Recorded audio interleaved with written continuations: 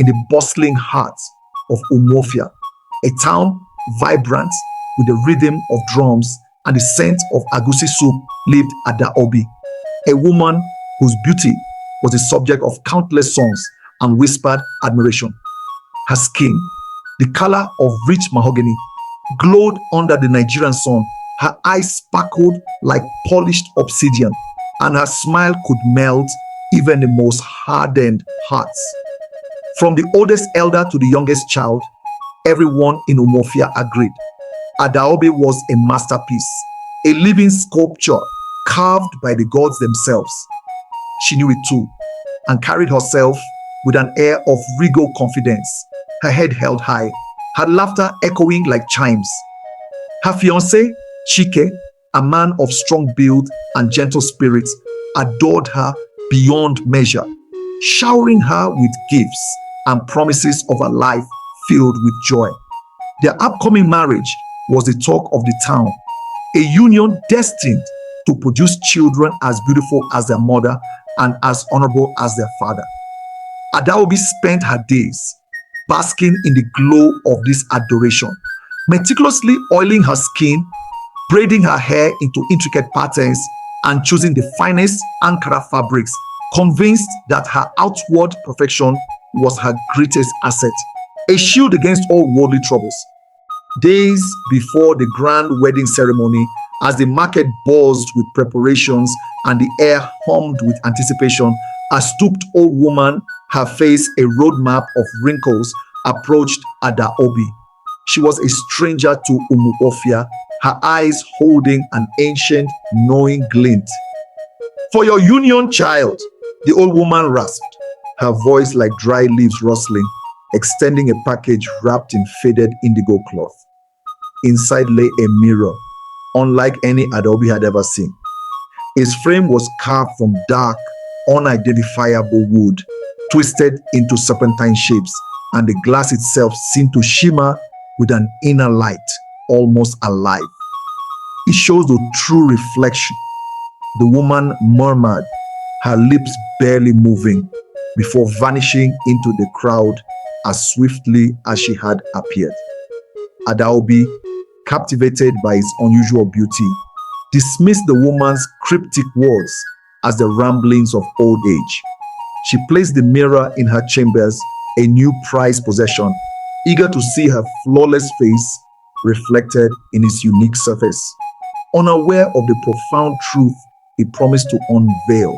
Later that evening, after a day filled with fittings for her wedding attire and endless compliments, Adaobi finally stood before the mysterious mirror. She smoothed her wrapper, adjusted the intricate beads in her hair, and smiled, ready to admire her renowned beauty. But the reflection that stared back was not the Adaobi she knew. Her flawless skin appeared mottled, her sparkling eyes seemed dull and sunken, and the elegant curve of her lips twisted into a faint, almost imperceptible sneer. A gasp escaped her lips. She leaned closer, her heart pounding, then recoiled.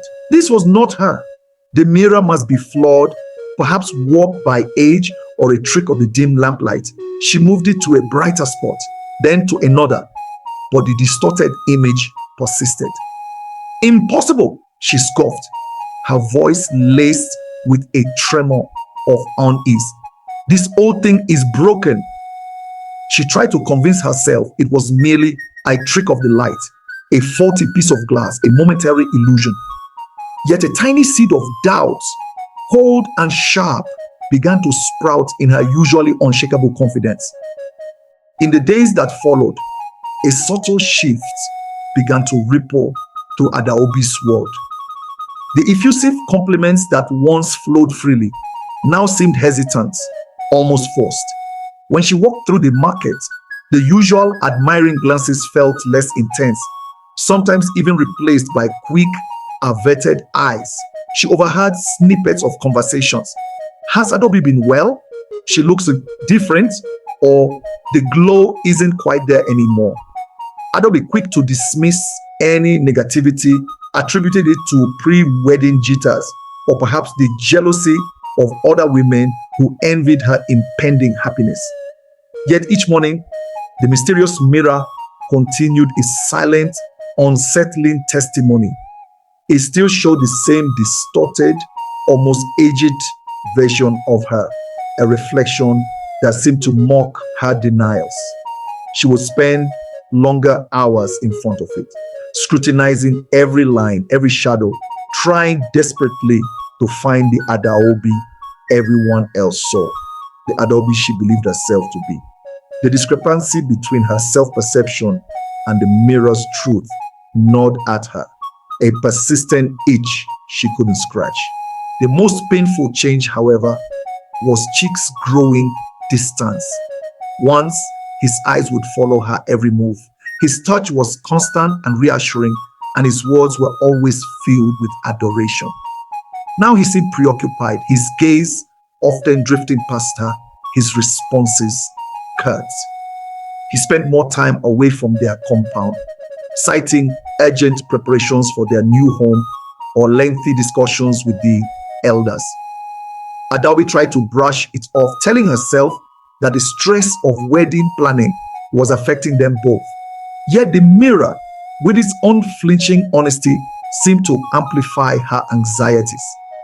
Each morning, the reflection seemed to deepen the shadows under her eyes, to sharpen the lines of worry on her brow, making her appear not just less beautiful, but almost haggard. The once vibrant sparkle in her reflected eyes was now a dull flicker, mirroring the growing emptiness she felt inside.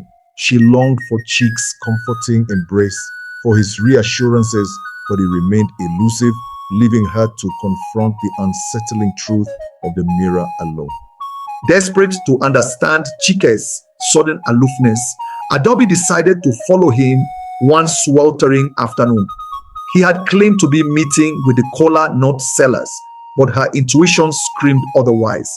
She trailed him discreetly through the winding paths of Umofia, her heart a drum against her ribs, until he led her to a secluded grove hidden behind a thicket of mango trees.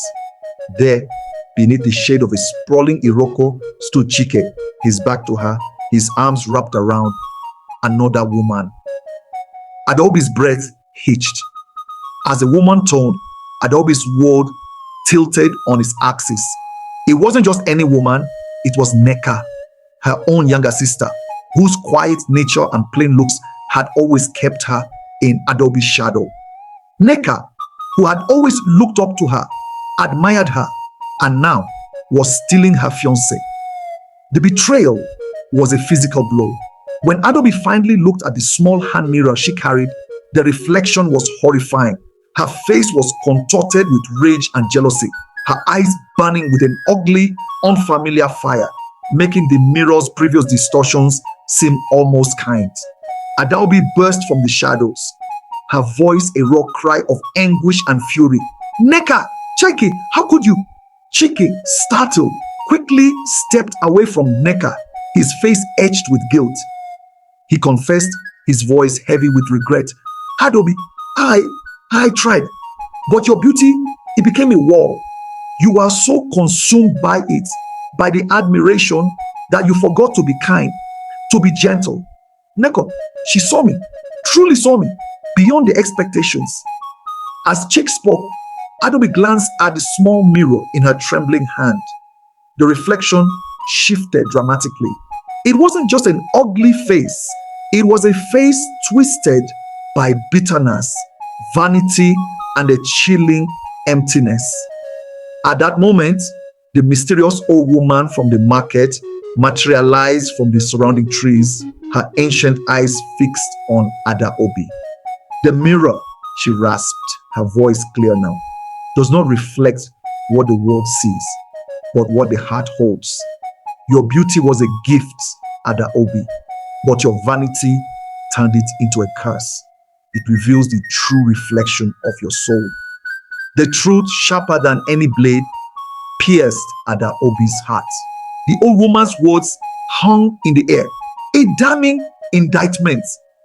Adaobi stared at her reflection in the mirror, no longer seeing just physical flaws, but the grotesque caricature of her own inner ugliness, the pride, the selfishness, the coldness that had driven Chick away and betrayed her own sister. A wave of despair, hot and suffocating, washed over her. With a guttural scream that echoed through the quiet grove, Adaobi hurled the mirror against the sturdy trunk of the Iroko tree. It shattered into 1,000 glittering fragments, each shard reflecting a distorted, fragmented version of her face, a mosaic of her broken spirit. The act brought no relief, no return to her perceived beauty. Instead, the sharp edges of the broken glass seemed to cut deeper into her soul, leaving her exposed and vulnerable. Chick and Neka watched in silent sorrow as Adaobi, her once regal posture now slumped, sank to the ground, surrounded by the glittering debris of her shattered illusions.